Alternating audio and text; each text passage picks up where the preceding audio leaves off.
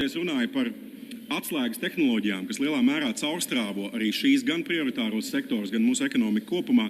Te, protams, daudz jau ir runāts par mākslīgo intelektu un mašīnu mācīšanos. Arī visām šīm jomām var papildu pātrinājumu iedot tieši šīs jaunās tehnoloģijas. Droni un robotika. Mākslīgais intelekts, protams, ir ļoti cieši saistīts ar nākamās paaudzes robotiku. Dronu tehnoloģijās mēs jau esam pierādījuši, ka mēs varam būt ārkārtīgi konkurētspējīgi. Kvantu tehnoloģijas. Nesen runājām ar RTU rektoru. Es pilnībā viņam piekrītu. Mūsu šeit Latvijā topošie fotonikas mikročipi, kuri cits starpā izmantos nākotnes kvantu skaitļošanas tehnoloģijas, tas ir tas miljarda potenciāli vienradzes, ko mēs varam īpaši atbalstīt. Tā skaitā dodot iespēju mūsu universitātēm aktīvāk iesaistīties zinātnes komercializācijā. Ūdeņraža tehnoloģijas un citas enerģijas uzkrāšanas tehnoloģijas, tās jau es iepriekš pieminēju.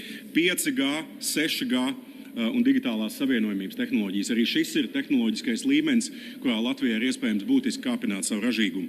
Digitālie dvīņi, tā skaitā ar mākslīgā intelekta palīdzību, gan valsts pārvaldē, gan biznesā, gan pakalpojumu sniegšanā. Un visbeidzot, biotehnoloģijas.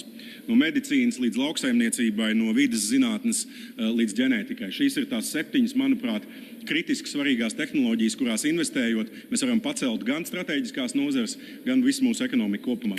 Specializēsimies un tādējādi arī audzēsim mūsu eksportu un ražīgumu.